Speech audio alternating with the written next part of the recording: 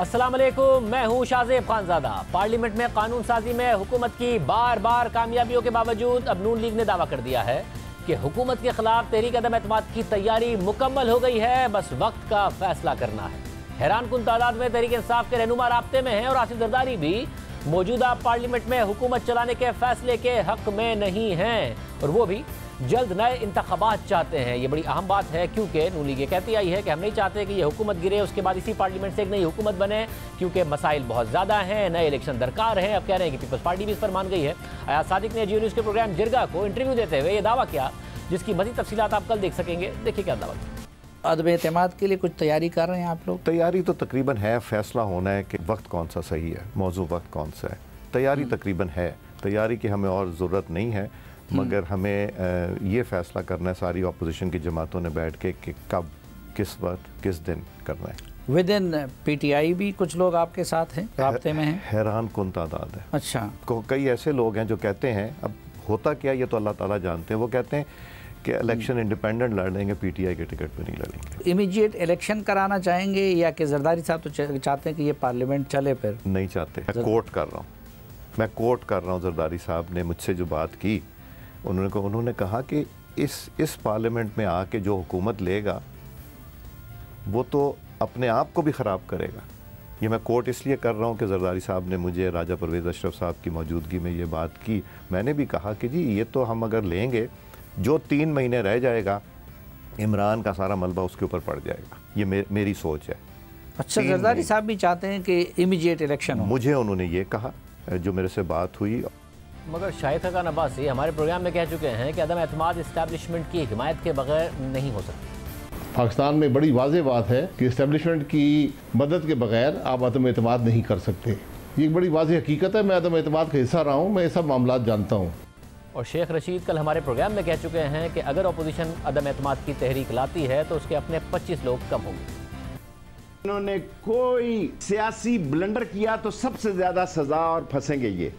PTI को कुछ नहीं होने जा रहा। ये इतनी नाअहल अपोजिशन है कि ये इमरान खान के नाखनों में है, ये हमारा कुछ नहीं बिगाड़ सके और 5 साल वो पूरे करेगा। इदारों के और वजीर आजम के ताल्लुकात बिल्कुल ठीक हो गए हैं, जो कि एक तैनाती की वजह से लग रहा था कि खराब हो गए। मैं मीटिंग्स में मौजूद होता हूँ एज ए इंटीरियर मिनिस्टर। मैं आपको जिम्मेदारी से कहता हूँ कि इनके मामलात और हालात ठीक हैं। कोई अवाम की हमायत की आस नहीं है, कोई तहरीक चलाने की आस नहीं है। अदम एतमाद, इनके फिनांस बिल में 12 आदमी निकले, अगर उनके 25 आदमी कम ना निकले अदम एतमाद में तो आप मुझे पकड़ लें।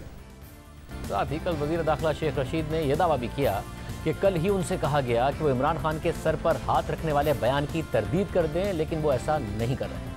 एक जो आपका बयान था वो बहुत ज़्यादा कोट होने लगा है। यहाँ तक कहा गया कि DGISPR इसकी वजाहत करें।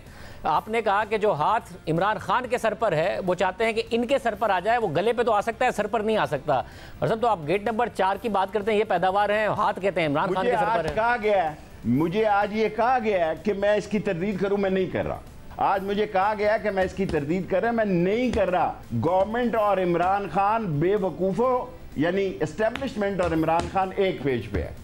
छोटी मोटी टुक टक लगी रहती है, हल्की फुल्की मौसीकी। पक्का राग नहीं कोई गा रहा, मगर हल्की फुल्की मौसीकी।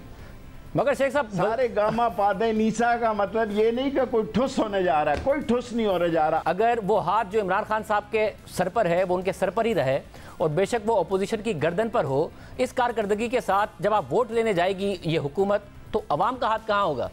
देखें, इसका जवाब मैं आपको शाहजेब 5 महीने के बाद दूंगा, अप्रैल मई में। 5 महीने की मुझे मोहलत दे दें।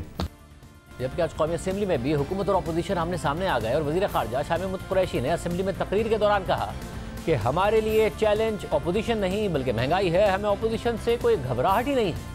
इस वक्त महंगाई हमारा चैलेंज है। हम सब मुंतखब होकर आए हैं, कौन महंगाई से गाफिल होगा?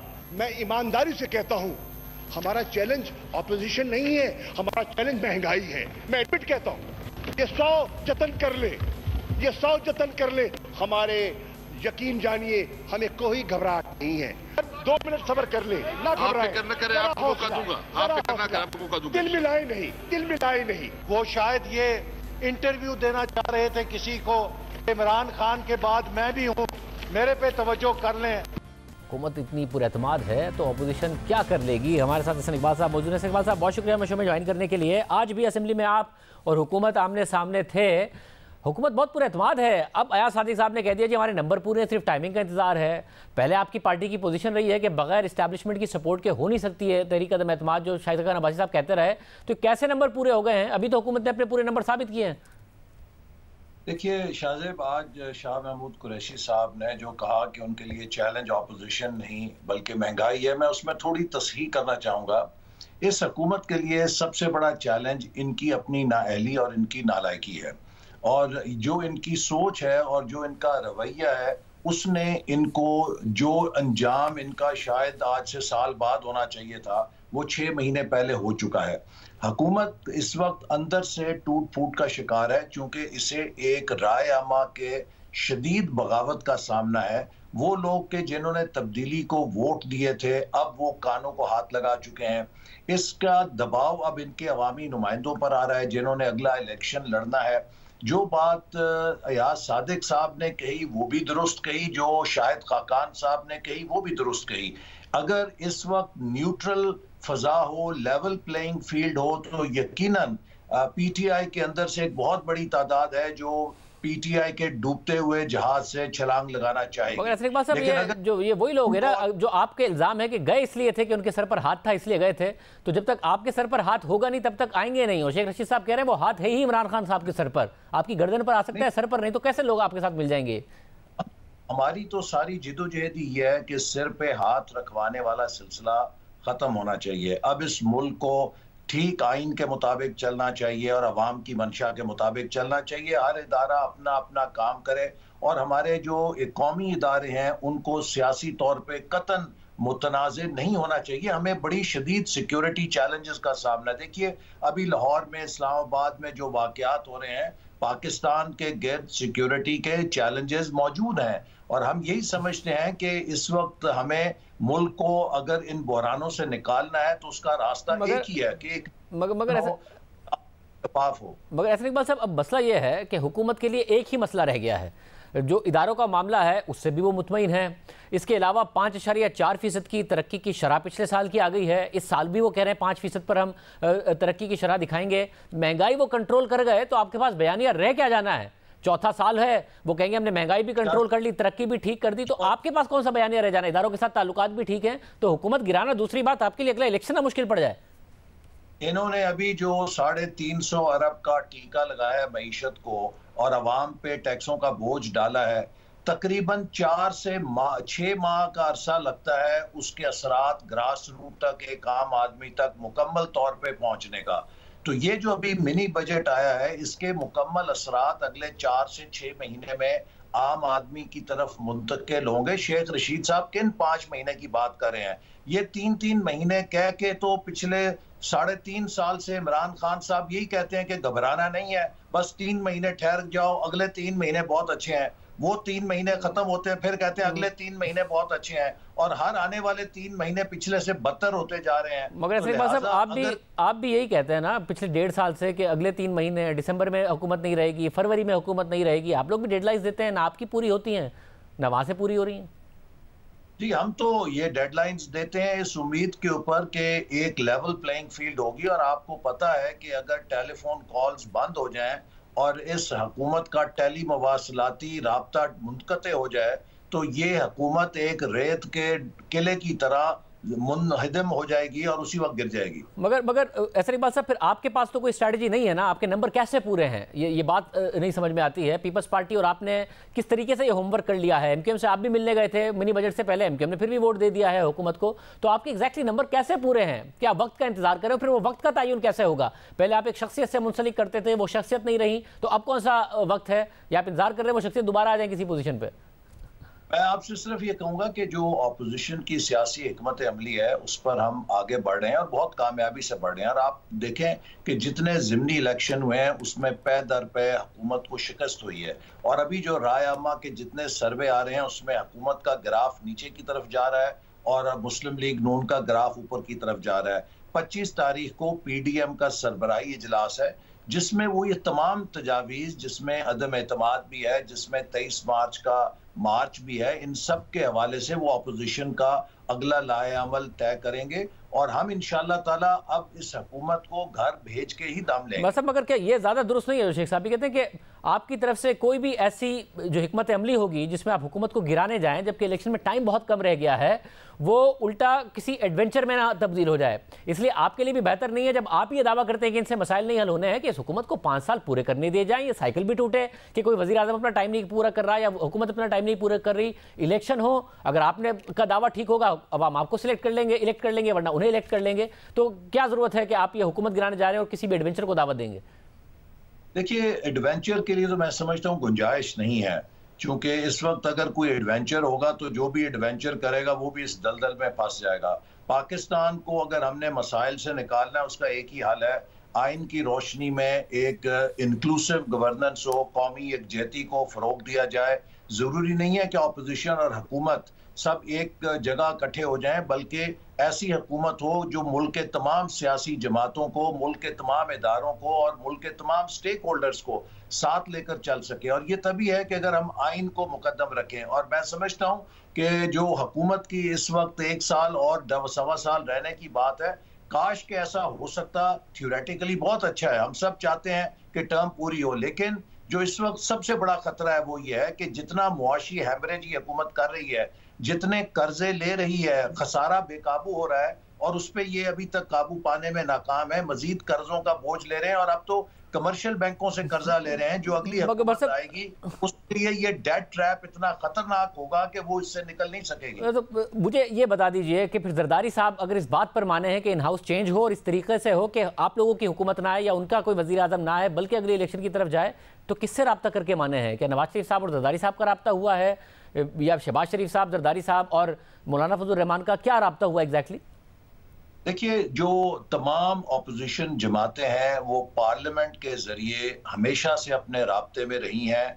मुस्लिम लीग नून का पीपल्स पार्टी की क़यादत से, MMA की क़यादत से और तमाम जो अपोजिशन जमातें हैं उनकी क़यादत से हम मुसलसल पार्लियामेंट के इजलासों में मुशावरत में रहते हैं और तबादला ख्याल रहता है कि मुल्क के अंदर तब्दीली लाने के लिए हम कैसे अपनी कोशिशों को मरकूज कर सकते हैं। पीपल्स पार्टी अगरचे PDM से निकल चुकी है, लेकिन आपने देखा है कि सेनेट और कौमी असेंबली में हमने यही कोशिश की है कि तमाम अपोजिशन जमातों को मिलाकर चला जाए। तो फिर मान गए हैं जरदारी साहब और आप लोगों के वैसे ही राब्ते हुए या नवाज शरीफ साहब को करना पड़ा राब्ता उनसे?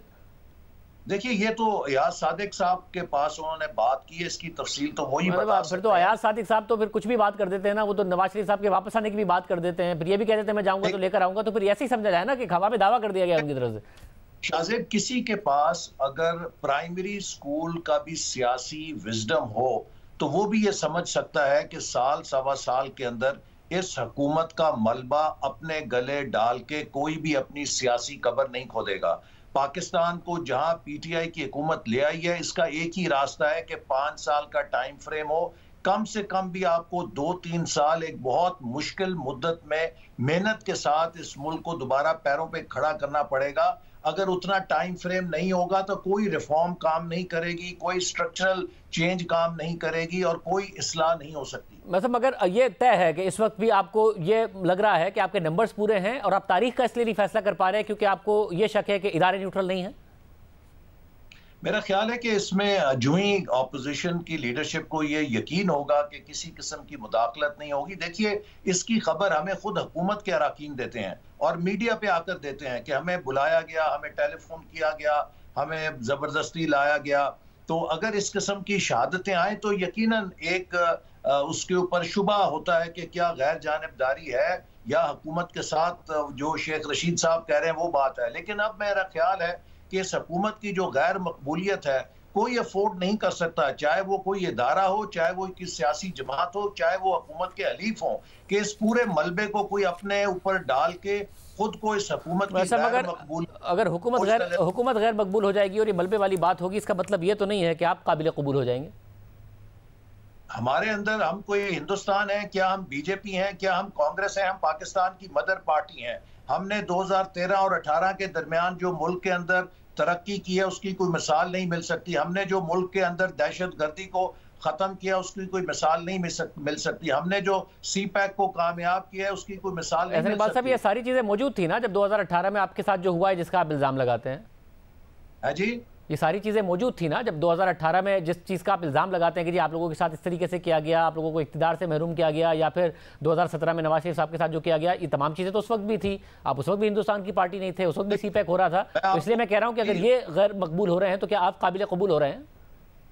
देखिए, अगर मुल्क को चलाना है, इस वक्त मुल्क को इन बहरानों से निकालना है, चाहे किसी को पसंद हो, काबिल कबूल हो या ना हो, मुस्लिम लीग नून के अलावा कोई ऑप्शन नहीं बची, क्योंकि हमारे पास ही वो इकोनॉमिक टीम है, वो तजुर्बा है, वो रोड मैप है जो मुल्क को निकाल सकता है। आपने देख लिया कि इस हाइब्रिड सिस्टम के अंदर जो टेक्नोक्रेट्स थे वो भी आजमाए गए, PTI भी आजमाई गई, पीपल्स पार्टी का साबिक दौर भी सबको पता है, यही शौकत तरीन साहब, यही हफीज शेख साहब। मुस्लिम लीग नून वाहिद जमात है जिसमें मैं कई दफा कह चुका हूं, आज भी हमारे पास 4 वज़राए खजाना हमारी अपनी जमात। बहुत शुक्रिया एहसन इकबाल साहब की गुफ्तगू आपने सुनी। अपोजिशन अलग दावे कर रही है, वज़ीर आज़म अपनी टीम को मुबारकबाद दे रहे हैं, 5.3% तरक्की हुई है जो कि ज़ाहिर है एक अच्छी खबर है। क्या वज़ीर आज़म का एतमाद दुरुस्त है और हुकूमत का आगे तरक्की का दावा दुरुस्त है और महंगाई कम होने का? इस पर बात करते हैं एक ब्रेक के बाद।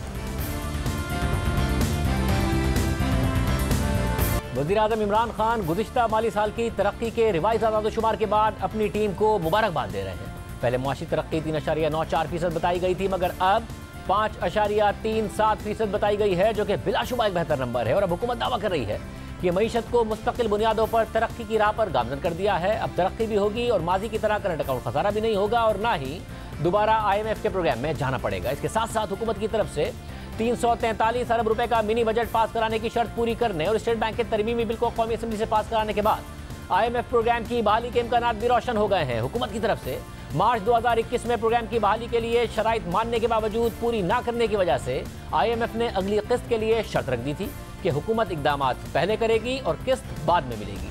और फिर हुकूमत ने बिजली की कीमतों में इजाफा किया, पेट्रोलियम डेवलपमेंट लेवी में 4 रुपए माहाना का इजाफा करना शुरू कर दिया, असेंबली से 343 अरब रुपए का मिनी बजट भी पास करा लिया, स्टेट बैंक की खुद मुख्तारी का बिल कौमी असेंबली से मंजूर करा लिया। और जब ये काम भी वक्त पर नहीं हो सका तो हुकूमत ने IMF से दरख्वास्त की कि 12 जनवरी को होने वाले इजलास की जगह अगले इजलास में पाकिस्तान के IMF प्रोग्राम की बहाली का मामला IMF बोर्ड के सामने रखा जाए। और फिर IMF ने इजलास आगे कर दिया और हुकूमत ने 13 जनवरी को मिनी बजट पास करा लिया। और IMF ने यह बता दिया कि IMF का एग्जीक्यूटिव बोर्ड पाकिस्तान के प्रोग्राम की बहाली का मामला 28 जनवरी के इजलास में देखेगा, जिससे पाकिस्तान को IMF से $1 अरब की किस्त मिलेगी। मगर इससे ज्यादा अहम बात यह है कि IMF प्रोग्राम की बहाली के बाद इस साल की बैरूनी फंडिंग की जरूरत पूरी हो सकेगी, क्योंकि सिर्फ 5 माह में करंट अकाउंट खसारा $7 अरब को तजावुज कर गया है। दिसंबर में तिजारती खसारा $4.9 अरब रहा, जिससे 6 माह का करंट अकाउंट खसारा $9 अरब पर जाने का खदशा है। स्टेट बैंक ने पूरे साल के लिए करंट अकाउंट खसारे का टारगेट $9 अरब से बढ़ाकर $12 अरब कर दिया है, मगर करंट अकाउंट खसारा $15 अरब से भी ऊपर जाने का खदशा मौजूद है। मेहताब हैदर की खबर के मुताबिक हुकूमत इस माली साल के 6 माह में सऊदी अरब से $3 अरब, IMF से $2 अरब और इंटरनेशनल यूरो बॉन्ड्स की मद में $1 अरब का कर्ज ले चुकी है। मगर इन 6 माह में $6 अरब का मजीद कर्ज लेने के बावजूद स्टेट बैंक के ज़रिए मुबादला के ज़खायर में कमी ही आई है। जुलाई 2021 में ये ज़खायर $17.8 अरब थे, जबकि स्टेट बैंक के आदादोशुमार के मुताबिक 14 जनवरी को ये ज़खायर $17 अरब रह गए हैं, जबकि सिर्फ 1.5 माह में मुल्क के ज़रिए मुबादला के ज़खायर $1.8 अरब से गिर चुके हैं। और ये ज़खायर 3 दिसंबर को $25.15 अरब से कम होकर 14 जनवरी को $23.35 अरब रह गए हैं, जैसा कि आपके सामने स्क्रीन पर मौजूद है। पाकिस्तान का बैरूनी कर्जा इस हुकूमत में $95 अरब से बढ़कर $130 अरब हो गया है और अंदरूनी कर्जा 16,000 अरब रुपए से बढ़कर 28,000 अरब रुपए को पहुंच चुका है। और मेहताब हैदर की खबर के मुताबिक सिर्फ दिसंबर से जून के 7 माह में हुकूमत को $8.6 अरब के कर्ज की अदायगी करनी है। इसके लिए 28 जनवरी को इजलास में IMF प्रोग्राम की बहाली लाजमी है। मगर सवाल यह है कि पाकिस्तान का IMF प्रोग्राम बहाल हो गया और किस्त मिल गई और फिर सितंबर में इस प्रोग्राम के खत्म होने के बाद क्या पाकिस्तान हमेशा हुकूमत के दावे और वादे के मुताबिक IMF से आज़ाद हो जाएगा और मईशत अपने पैरों पर खड़ी हो जाएगी, जैसा कि इमरान खान ने पहले वादा किया था कि वो कभी IMF से कर्ज नहीं लेंगे, मगर फिर लेना पड़ा तो फिर हुकूमत में आकर ऐलान किया गया कि ये आखिरी IMF प्रोग्राम होगा। इंशाअल्लाह ताला 5 साल गुजरने के बाद अगला वजीर खजाना यहाँ खड़ा होके ये नहीं बता रहा होगा कि बैलेंस ऑफ पेमेंट क्राइसिस क्या उसको मिला, क्यों उसको IMF के पास जाना पड़ रहा है, क्यों दोस्त ममालिक के पास भागना पड़ रहा है और क्यों रुपया गिर रहा है। इंशाअल्लाह ताला ये आखिरी IMF प्रोग्राम होगा और मुल्क का एक ऐसा तरक्की का सफर शुरू होगा जो उसके बाद सस्टेन कर सकेंगे। मेहताब हैदर की खबर के मुताबिक पाकिस्तान को अगले माली साल के लिए 30 अरब डॉलर्स की बैरूनी फाइनेंसिंग दरकार होगी और ये वाज़ेह नजर आ रहा है कि सितंबर 2022 में इस IMF प्रोग्राम के खत्म होते ही पाकिस्तान को दोबारा IMF के पास जाना पड़ सकता है। इस हवाले से बात करने के लिए हमने हमाद अजहर साहब को दावत दी, जो 2 दिन से इस हवाले से बात कर रहे हैं, मईशत के हवाले से बात कर रहे हैं। वो तो प्रोग्राम में नहीं आए। हमारे साथ साबिक वज़ीर ख़ज़ाना और माहिर मईशत डॉक्टर हफीज़ पाशा मौजूद हैं। डॉक्टर साहब बहुत शुक्रिया। भाई साहब, ज़ाहिर अपोजिशन कह रही है कि लो बेस इफेक्ट की वजह से है, कोरोना की वजह से पाबंदियाँ थी, इसलिए इतनी बड़ी जंप आई है। मगर आप समझते हैं एक अच्छी खबर है, 3.9% तरक्की थी, 5.4% की शरह आई है। बिस्मिल्लाहिर्रहमानिर्रहीम। देखिए, ये बात हमें गौर करना पड़ेगा। इससे वजह यह है कि जो साल 2019-20 जो था, उसमें जो आखिरी 3-4 महीने थे, उसमें हालात बहुत ख़राब हो गए थे कोविड के अटैक के बाद। आपके ज़री शोबे में ख़ास तौर पे और उससे भी ज़्यादा सनती शोबे में, और फिर आपके बरामदात और इन्वेस्टमेंट वगैरह में 15 से 20% कमी आई थी। अब जब आपका वाकई आप जिस तरह कह रहे हैं कि लो बेस इफेक्ट है, और हमारा अंदाज़ा ये है कि हालांकि पाकिस्तान ब्यूरो ऑफ स्टेटिस्टिक्स कह रहा है कि 19-20 में शरह नमू -0.5% सिर्फ थी, हमारी रिसर्च ये बता रही है कि -2% था। और अलबत्ता ये जो इजाफा हुआ है 5.4%, इसमें यकीनन कुछ इजाफा ज़रूर है और रिकवरी का प्रोसेस शुरू हुआ था। और मैं ये खुद ये समझता हूँ कि हमारी हुकूमत ने और ख़ास तौर पे स्टेट बैंक ने जो फाइनेंसिंग पैकेजेस वगैरह ले आए, उससे इन्वेस्टमेंट में इजाफा हुआ, शरह नमू में यकीनन कुछ बेहतरी आई, मगर रिकवरी 3 से 3.5% की है, 5.4% पूरा नहीं है। ये उस बेस पे है जो 2% गिर चुका था। इसलिए मैं कह रहा हूँ कि नेट असर जो है वो 3.5% के करीब। मतलब मगर हुकूमत ये भी दावा कर रही है कि गुज़िश्ता माली साल में इतनी तरक्की हुई और करंट अकाउंट खसारा भी नहीं पैदा हुआ। अब हम सस्टेनेबल बुनियादों पर हमने मुल्क को तरक्की की राह पर डाल दिया है। हालांकि 6 माह में नजर आ रहा है कि शायद 9 अरब डॉलर तक हमारा करंट अकाउंट खसारा ना पहुंच जाए। आप समझते हैं कि हुकूमत का दावा दुरुस्त है कि एक पायदार तरक्की की राह पर पाकिस्तान जा रहा है? पिछले साल हालात जो आपके तिजारती मामलात में बेहतर हुए थे, उसकी सबसे बड़ी वजह कीमतों में बेतहाशा कमी थी कोविड के बाद। अब आप सोचिए कि तेल की कीमत $40 फी बैरल पे चली गई थी, जो इस वक्त तकरीबन $90 तक पहुंच रही है अनखरीद। तो वो फायदा हुआ और हमारा करंट अकाउंट जो है यकीनन बहुत कम हुआ। कुछ अर्सा तो वो सरप्लस में भी रहा, मगर इस साल चूंकि कीमतों में बेतहाशा इजाफा हो चुका है, आपके 5 महीने सिर्फ में आपका तिजारती खसारा जो है वो $7 अरब हो चुका है। और आप अगर देखें तो इस रफ्तार से तो साल भर में ये 15 से 16 अरब डॉलर तक जा सकता है, जो तकरीबन दूसरे हाईएस्ट लेवल पे होगा 2017-18 के बाद। इसकी फाइनेंसिंग में बड़ी दिक्कतें इसलिए भी आएंगी कि ये खसारा बहुत ज्यादा, उसके ऊपर कर्जों की वापसी में आपको $13 अरब इस साल देने हैं। तो मिल मिला के आपको 28 से 30 अरब डॉलर तक मुश्किल से अरेंज करना है। इसलिए हालात खराब हो सकते हैं। आप ये देखिए कि पिछले 1 हफ्ते में आपके स्टेट बैंक के फॉरेन एक्सचेंज रिजर्व्स में तकरीबन $550 मिलियन की 1 हफ्ते में कमी आई है। तो प्रेशर पड़ रहा है हमारे रिजर्व्स पर, और अगर इस तरह का सिलसिला चलता रहा, IMF के बावजूद ये खतरा है कि रुपए की कदर जो है वो मुस्तकम नहीं रहेगी, और अगर ऐसा हुआ तो अफरात ज़र की रफ्तार बढ़ती रहेगी और खुदा न खास्ता ये 13 से 15% तक भी जा सकता है। ये दो खतरे हो गए। महंगाई वाले खतरे से पहले जो ये करंट अकाउंट खसारे का मामला है, अब क्योंकि हो रहा है कि जी पाकिस्तान को इतनी ज़्यादा फाइनेंसिंग दरकार होगी इस साल में, तो जैसे ये प्रोग्राम ख़त्म होता है पाकिस्तान को कहीं दोबारा IMF के प्रोग्राम में तो नहीं जाना पड़ेगा, और क्योंकि इस हुकूमत का इलेक्शन ईयर होगा, मुश्किल फैसले और मुश्किल हो जाते हैं करना, तो पाकिस्तान किसी मुश्किल में तो नहीं पड़ जाएगा। मुझे अफसोस से कहना पड़ता है कि पाकिस्तान इस वक्त एक बहुत बड़े मसले में फंसा पड़ा है। हमें हद से ज़्यादा फाइनेंसिंग की ज़रूरत होने लगी है, इसलिए कि दोनों चीज़ें एक वक्त पे बढ़ गई हैं, तिजारती खसारा और कर्ज़ों की वापसी। अगर IMF का प्रोग्राम आपके पास नहीं होता है और उससे पहले आप सितंबर से पहले एक सख्त इक़दामात लेकर दरामदात को ख़ास तौर पे नुमाया तौर पर कम करते हैं और दूसरी तरफ एक्सपोर्ट्स और बरामदात में इजाफे के लिए इंसेंटिव्स और प्रोवाइड करते हैं, तो नतीजा ये होगा कि सितंबर के बाद आपके पास वो फाइनेंसिंग कैपेसिटी नहीं होगी।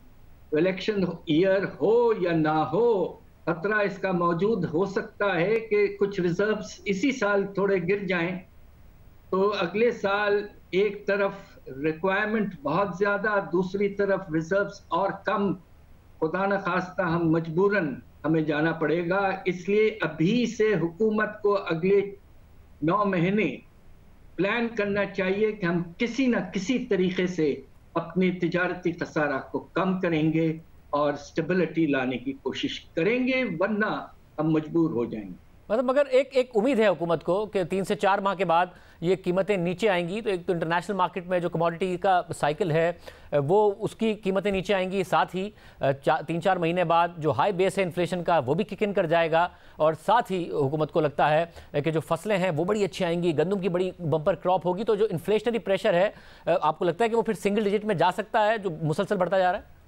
देखिए, अनकरीब तो मुझे ऐसा नहीं लगता। हम सब ये उम्मीद कर रहे थे कि ओमिक्रॉन के फैलने के बाद फिर से कीमतें जो हैं बाहर की गिरना शुरू हो जाएंगी, मगर हैरत अंगेज इजाफा कि आपके जो तेल की कीमत है वो दिसंबर के आगाज में $72 फी बैरल हो गई थी, अब फिर से वो तकरीबन $90 तक पहुंचने वाली है। लिहाजा कीमतों में कोई बाहर से नुमाया तौर पर नजर हमें कमी न आ रही है। बाहर से अफराते ज़र का प्रेशर है, इंपोर्टेड इन्फ्लेशन जिसे हम कहते हैं, साथ साथ अगर आपके रिजर्व्स प्रेशर में आए तो खुदा न खास्ता रुपए की कदर में पे भी प्रेशर पड़ सकता है। ये दोनों चीज़ें मिल मिलाकर अफराते ज़र को ऊंचे लेवल पे रखेंगे। और साथ साथ आप ये देखिए कि रबी की फसलें जो हैं वो मुतासिर हो रही हैं, इसलिए कि फर्टिलाइजर की कमी है। हो सकता आपकी जो गंदम की फसल हो वो इतनी अच्छी ना हो, और उसके नतीजे में आटे की कीमत जब बढ़ती है तो सबसे ज्यादा असर गरीब आवाम पे पड़ता है, और उसका असर अफरात ज़र पे भी बहुत होता है। दूसरी तरफ आपके मिनी बजट के नतीजे में कुछ कीमतों में इजाफा शुरू हो चुका है। साथ साथ आपने ये तय किया हुआ है कि तेल की कीमत अगरचे बाहर बढ़ रही है तो उसके बावजूद आप पेट्रोलियम लेवी में 4 रुपए फी महीने बढ़ाते जाएंगे। बिजली के निर्खों में इजाफा आपने अप्रूव कर दिया है, और फ्यूल एडजस्टमेंट चार्ज 3.5 से 4 रुपए तक पहुंच रहा है। गैस के निर्खों में भी इजाफा होगा। ये सब मिला लें, खुदा न खास्ता मुझे तो परेशानी इस बात की कम होने के बजाय खुदा न खास्ता ये 15% तक ना पहुंच जाए अफरात ज़र, जबकि आपका सेंसिटिव प्राइस इंडेक्स अभी भी 20% तक पहुंच चुका है। तो फिर ऐसी सूरत में अगले हफ्ते ज़ाहिर मॉनेटरी पॉलिसी है जिसमें शरह सूद बढ़ने के इम्कानात बहुत कम हैं, कुछ इशारे भी दे दिए गए थे स्टेट बैंक की तरफ से, मगर आपको लगता है फिर उसके आगे मगर ज़रूर प्रेशर पड़ जाएगा कि शरह सूद बढ़ाई जाए जिसकी वजह से मईशत पर मनफी असर पड़ सकता है? देखिए, अगर आपका तिजारती खसारा कम नहीं होता है, क्योंकि दिसंबर तक तो नहीं लग रहा है कि कम हुआ है, तो प्रेशर तो रहेगा। अब सवाल ये पैदा होता है कि और एक तरफ आप ये भी देखिए कि रिजर्व्स में कमी का प्रोसेस शुरू हो चुका है। कुछ महीने पहले हमारे रिजर्व्स $20 अरब तक पहुंच चुके थे, खासतौर पे जब IMF से पैसा आया था। आज वो $17 अरब पे हैं, उसके बावजूद कि हमें $3 अरब सऊदी अरेबिया से मिले हैं। प्रेशर इस वक्त जारी है आपके रिजर्व्स पर, तो इसलिए यकीनन हमारा जो खैर खुद मुख्तार जो स्टेट बैंक है उसकी कोशिश होगी कि करंट अकाउंट को कम किया जाए। अब देखते हैं क्या हथियार वो इस्तेमाल करते हैं। साहब मुझे इस सूरत में ये बताइएगा कि वज़ार हुकूमत कहती है कोरोना के बावजूद हमने तरक्की दिखाई है। ज़ाहिर डोमेस्टिक साइड पर तो प्रेशर था, मगर एक्सटर्नल साइड पर कोरोना के आने के बाद पाकिस्तान को फ़ायदा हुआ या नुकसान हुआ? ज़ाहिर है हमें IMF से भी फंडिंग मिली, डेट रीपेमेंट जो थी उसमें भी रिलैक्सेशंस मिली, इसके अलावा तेल की कीमतें बहुत ज़्यादा इंटरनेशनल मार्केट में तेल और गैस की कीमतें नीचे चली गई थी, सर्विसेज इंपोर्ट्स में कमी आई, ट्रैवलिंग नहीं हो रही थी, हज नहीं हो रहा था, उम्रा नहीं हो रहा था, तो मुल्क से बाहर पैसा नहीं जा रहा था, इसकी वजह से हुंडी हवाला ख़त्म हो गया, ऑफिशियल चैनल से पैसे पाकिस्तान में आने लगे। तो ये जो पूरा पीरियड है कोरोना का, एक्सटर्नल फ्रंट पर हमें नुकसान हुआ या फ़ायदा हुआ इससे? खुदा न खास्ता मुझे मजबूरन कहना पड़ रहा है कि आप जो कह रहे हैं मुनासिब। हमारा जो एक्सटर्नल बैलेंस ऑफ पेमेंट्स का जो मसला बन चुका था 2000, आपको याद है 17-18 में $19 अरब, 18-19 में $12 अरब, तो ये बहुत ऊंचे लेवल तक जा चुका था। ये 3-4 चीज़ें जिसका आपने इशारा किया है उनके नतीजे में हमारी एक्सटर्नल पोजीशन मुस्तहकम हुई, मगर अंदरूनी हालात मुतासिर हुए और शर नमू में कुछ कमी 19-20 में नुमाया तौर पर आई। बहुत शुक्रिया। और सभी दोस्तों आपने सुनी। प्रोग्राम में ब्रेक शामिल करते हैं। पाकिस्तान में अब तहरीक तालिबान के साथ साथ दाइश के ख़तरे की भी बात हो रही है। दाइश की तरफ से कुछ जो हमले हैं उनकी जिम्मेदारी भी कबूल की गई है। बात करेंगे तफसील से एक ब्रेक के बाद। मुल्क में दहशतगर्दी के वाक़यात बढ़ रहे हैं। बड़े शहर दहशतगर्दों के निशाने पर हैं। इस्लामाबाद के बाद कल लाहौर को निशाना बनाया गया। कलअदम तहरीक तालिबान पाकिस्तान के साथ हुकूमत की जंगबंदी खत्म हो चुकी है। कलअदम TTP हालिया कई हमलों की जिम्मेदारी भी कबूल कर चुकी है। और अब इन्हीं हालात में IG खैबर पख्तूनख्वा का अहम बयान सामने आया है। लॉन अखबार में सहाफ़ी मंजूर अली की खबर के मुताबिक सूबाई पुलिस चीफ ने दाइश खुरासान को सूबे के अमन अमान के लिए कलअदम TTP से बड़ा खतरा करार दिया है। खबर में मजीद लिखा है कि खैबर पख्तूनख्वा पुलिस के सरबराह मुअज़्ज़म अंसारी ने कहा है कि मैं मुस्तकबिल करीब में कलअदम TTP के मुकाबले में दाइश खुरासान को सूबे में अमन अमान के लिए एक बड़ा खतरा समझता हूँ। पुलिस चीफ ने कहा कि दोनों ग्रुप सूबाई दारुल हुकूमत में दहशतगर्दी की हालिया कार्रवाइयों में मुलविस थे, लेकिन दाइश खुरासान के हमलावर पेशावर में पुलिस एहलकारों की टारगेट किलिंग के हालिया वाक़यात के जिम्मेदार हैं। गुज़िश्ता अक्टूबर और नवंबर के दौरान सूबाई दारुल हुकूमत के मुख्तलिफ इलाकों में कम अज़ कम 3 पुलिस एहलकार शहीद हुए। IG खैबर पख्तूनख्वा ने बताया कि इन एहलकारों की शहादत के बाद पुलिस ने गुज़िश्ता साल 20 दिसंबर को पेशावर में दाइश खुरासान के एक सेल का सुराग लगाया। पुलिस ने दावा किया था कि ये दहशतगर्द पुलिस एहलकारों की टारगेट किलिंग के कम अज़ कम 2 वाक़यात और 4 सद्दा अड्डे के करीब सिख हकीम सतनाम सिंह के कत्ल में मुलविस थे। IG ने मजीद कहा कि ये तंजीमें छोटे ग्रुपों के तौर पर काम कर रही हैं और एक सेल को गैर फाल करने से दूसरे सेल की इसी तरह की कार्रवाइयों का इम्कान ख़त्म नहीं होता। हालिया कुछ वाक़यात भी IG खैबर पख्तूनख्वा के बयान की तायीद करते हैं। कल ही के दिन CTD ने पेशावर से दाइश खुरासान के एक सहूलतकार को गिरफ्तार किया। अब कलअदम तहरीक तालिबान पाकिस्तान पर तो अफगान तालिबान का रसूख है, मगर दाइश खुरासान तो खुद अफगान तालिबान के लिए भी खतरा समझी जाती है। तो इससे निपटने की क्या तैयारी है, बात करेंगे। IG खैबर पख्तूनख्वा मुअज़्ज़म अंसारी साहब हमारे साथ मौजूद हैं। अंसारी साहब बहुत शुक्रिया हमें शो में ज्वाइन करने के लिए। IG साहब ज़ाहिर आपका बयान सामने आया, कैसे ये एक मुनज़्ज़म तंजीम अगर नहीं है तो किस तरीके से इतना बड़ा खतरा बन गई है, किस तरीके से ऑपरेट कर रही है, अब आपके सामने रखिएगा। मैं समझता हूँ कि शायद जो मेरी कल डॉन के कॉरेस्पॉन्डेंट से बात हुई और जो आज उन्होंने अखबार में भी आया है, शायद उसकी इंटरप्रिटेशन कुछ ऐसी लोगों ने की है कि मैंने बात की IS खुरासान के हवाले से। हकीकत ये है कि IS Khorasan is a threat. TTP जैसे एक थ्रेट है, IS खुरासान भी एक थ्रेट है।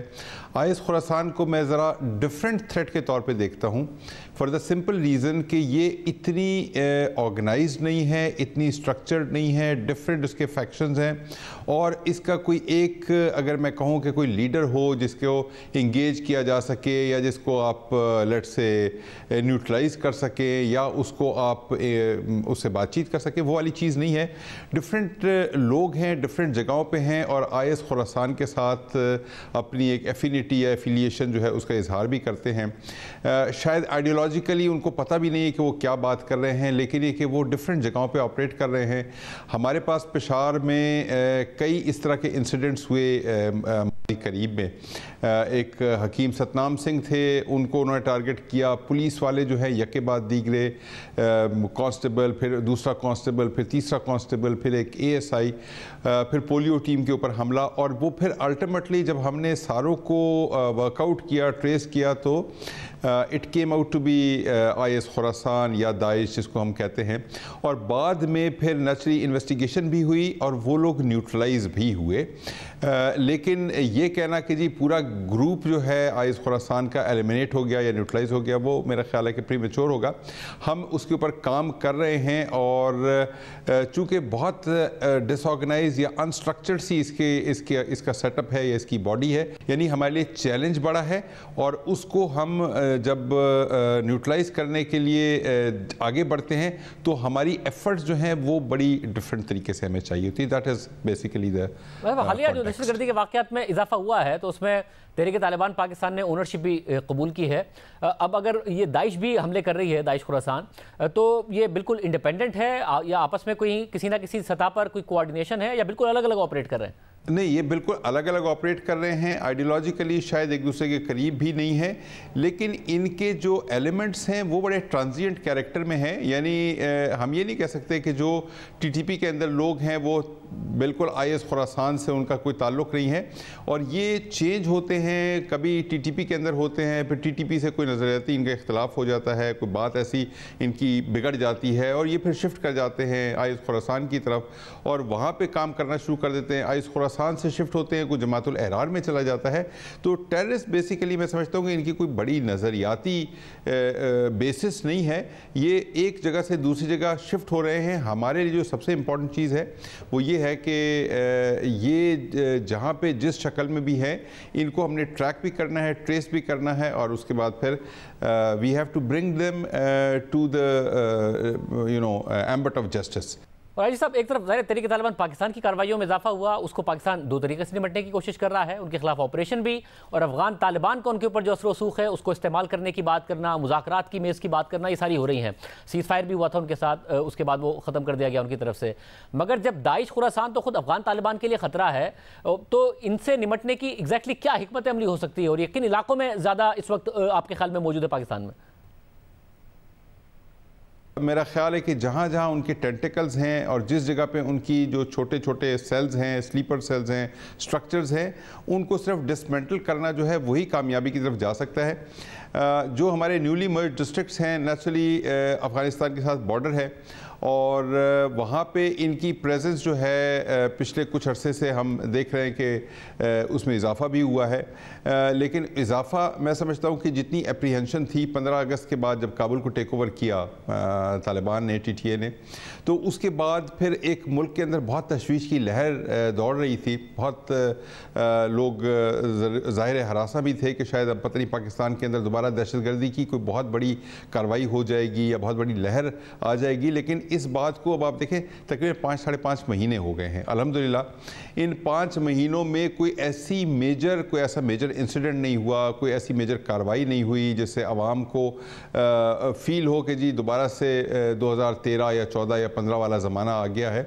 कार्रवाइयाँ हुई हैं दहशतगर्दों की, लेकिन ज़्यादातर लॉ इन्फोर्समेंट के अपने ख़िलाफ़ हुई हैं। पुलिस के अपने ख़िलाफ़ फॉर एग्ज़ाम्पल लास्ट ईयर जो है तकरीबन कोई 48 के करीब हमारे पुलिस एहलकार शहीद हुए हैं सूबे में। और ये साल आज 21 तारीख़ है, इस साल में भी अब तक 4 हमारे शहीद हो चुके हैं। इसी तरह से जो कानून नाफिज करने वाले दीगर इदारे हैं, को 8 के करीब उनके भी शहीद हो चुके हैं। तो इस वक्त जो फोकस उनका है वो कानून नाफिज करने वाले इदारों की तरफ है और उन्हीं को वो अटैक भी कर रहे हैं। और नेचुरली उनका ख्याल ये है कि अगर कानून नाफिज करने वाले इदारों के अंदर एक डिमोरलाइजेशन की कैफियत पैदा कर सकें या उनको स्केयर कर सकें, उनको हरासा कर सकें, तो शायद उनकी कामयाबी हो जाएगी। लेकिन कानून नाफिज करने वाले इदारों ने जहाँ हमारे लोगों की शहादतें हुई हैं तो उसके साथ फिर हमारे भी लोगों ने बहुत एक्टिवली और डट के मुकाबला भी किया, इंगेज भी उनको किया। और अल्हम्दुलिल्लाह जो इस वक्त सूरत हाल है वो ऐसी तशवीशनाक नहीं है कि आवाम जो है वो परेशान हो। मगर आई साहब अवाम परेशान हैं और ज़ाहिर है उन्हें तशवीश भी है कि ये वाक़यात बढ़ते बढ़ते शहरों में ना आ जाएं, लॉ इन्फोर्समेंट भी महफूज रहे और अवाम भी महफूज रहें, लॉ इन्फोर्समेंट भी डिमोरलाइज ना हो। तो तहरीक तालिबान पाकिस्तान के हवाले से भी हमें बताइएगा कि अगर उनकी कार्रवाइयाँ बढ़ती हैं, अगर मुज़ाकरात नहीं कामयाब होते हैं, तो उसके लिए क्या तैयारी है कि अवाम में ये तशवीश ना हो, ये परेशानी ना हो कि कहीं पहले जैसे ख़राब हालात ना हो जाए? जो हमारी रिजॉल्व है वो भी, जो हमारी स्टेट ऑफ प्रिपेयर्डनेस है वो भी आज से अगर 8-10 साल पहले की आप बात करें उसके मुकाबले में हम कहीं बेहतर हैं। नंबर 1, हमारे पास जो ट्राइबल एरियाज़ थे वो ट्राइबल डिस्ट्रिक्ट्स बन चुके हैं। वहाँ जो लेवीज़ खासादार थे वो सारी की सारी हमने उसको पुलिस में जम कर दिया है। कोई 26,000 के करीब हमारे पास लेवीज़ खासादार इन 7 ट्राइबल डिस्ट्रिक्ट्स में थे। उनके अंदर से हमने इस वक्त तक कोई 16,000-17,000 के करीब हमने ट्रेन कर दिए हैं और बाकी 8-9 हज़ार हमारे रह जाते हैं, जो कि हम इंशाल्लाह जून तक वो भी कंप्लीट कर लेंगे। हमने उनको इक्विप किया है, हमने CTD को इंट्रोड्यूस किया है, हमने स्पेशल ब्रांच को इंट्रोड्यूस किया है, हमने वहाँ अपनी जो वेपनरी है, जो बुलेट प्रूफ व्हीकल्स हैं, जो हमने APCs हैं, वो सारी की सारी हमने वहाँ पे स्टेशन की हैं और कॉन्टीन्यूसली रोज़ाना के बुनियाद पे ऑपरेशंस भी हैं, सर्च ऑपरेशंस भी हैं, एरिया सैनिटाइजेशन ऑपरेशन भी हैं, काउंटर टेररिज्म ऑपरेशंस भी हैं और अल्हम्दुलिल्लाह कामयाबी भी उसमें हो रही है। बहुत शुक्रिया। सब कुछ आपने सुनी। आज को उम्मीद नहीं ला दी।